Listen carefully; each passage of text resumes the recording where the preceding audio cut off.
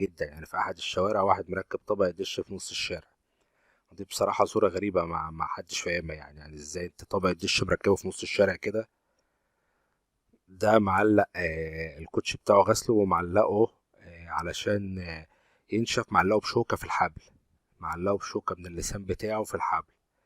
تفكير برضه، دي دماغ شغالة، دي دماغ شغالة. ده الرجاء اغلق الباب، ده راجل مركب تكييف جديد يا عيني، فايه خايف عليه، فكل شوية المحل مبرد يا رجاء اغلق الباب، عندما تفتح الباب اغلقه وراك، اغلقه وراك، اقفله بسرعة، وكاتب بالانجليزي وفرنساوي. دي برضو صورة كوميدية تقريبا على كوبري قصر النيل، راكبين بنسميها عندنا في مصر بطة ولا فاسبة، واحد قاعد تحت ورجع رجله لورا والاخير ماسكه، وواحد في النص يعني مدينا فوق حجمها بصراحة.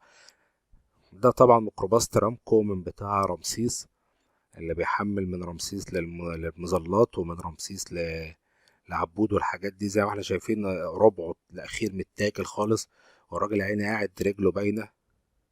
ده تاكسي في اسكندرية طبعا، وشايفين من كتر الزحمة